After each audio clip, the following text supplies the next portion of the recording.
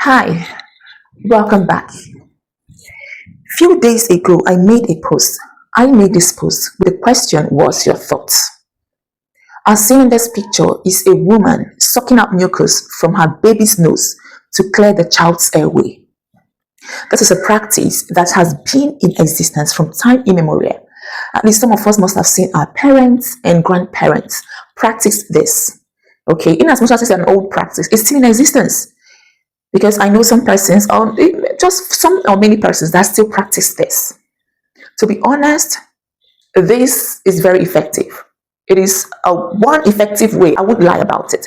It is very effective in clearing the airways. It is also a low-cost method. That's why it is predominant in low-income areas. In as much as this practice is very effective and it is a low-cost method of clearing airways, there are a few things I just want you to know. Okay, yes, it is effective, but one thing I want you to know that it is a very easy way of you transmitting microorganisms from yourself to your child or from your child to you. Okay, this is one thing I want you to know about this. Do not forget that the reason why your child has that mucus coming out from the nose or is suffering from that blocked nose is because your child is probably infected, maybe by a virus.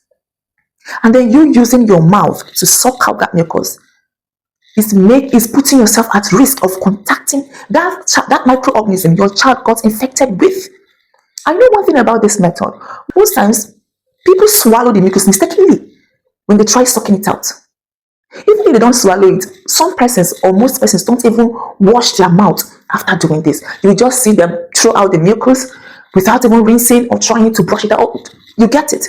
Even if you did not swallow the mucus, there's every probability that you can still be infected by the remnants of those ones that are still remaining in your mouth after you spit the mucus out.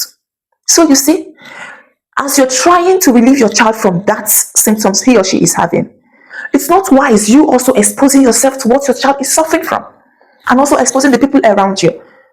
Because one thing you need to know is that when you catch that infection, there's every probability that you will also still retransmit it to your child who is getting better.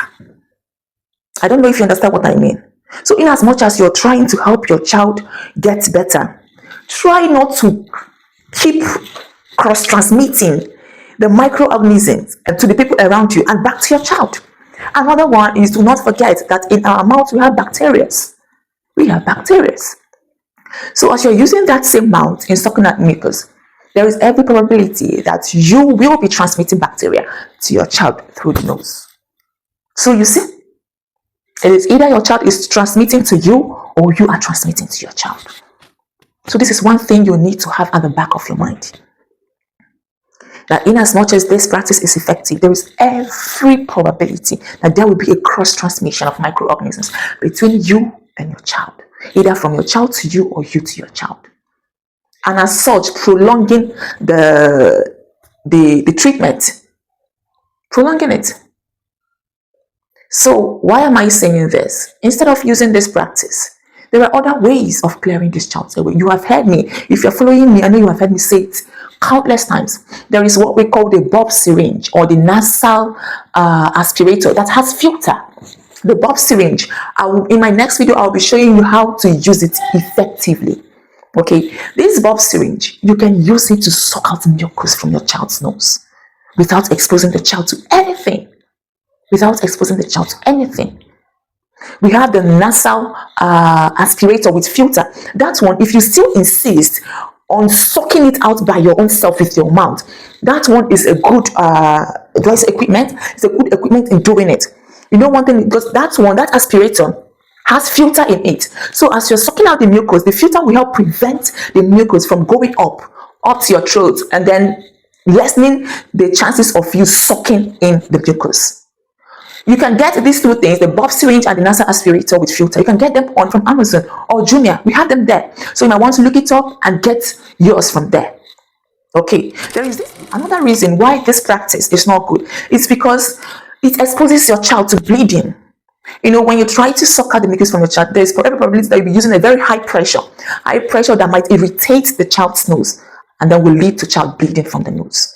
So you see, somehow, in as much as it is very effective, it's still not it's still not a wonderful way of clearing your child's airway. Okay, if you have every means of getting a bob syringe or nasal aspirator with filter, do it.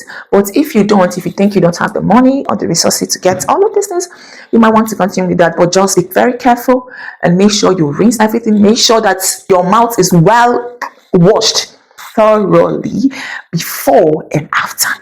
Okay, before and after.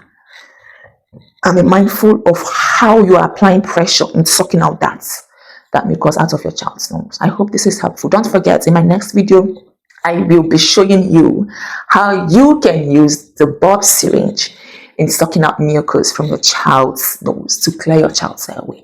If this is what you're very much interested in, do not forget to subscribe. Do not forget to hit the follow button. And if you think you find this video very helpful, do not forget to like, share, and comment. I'll see you in my next video. Bye.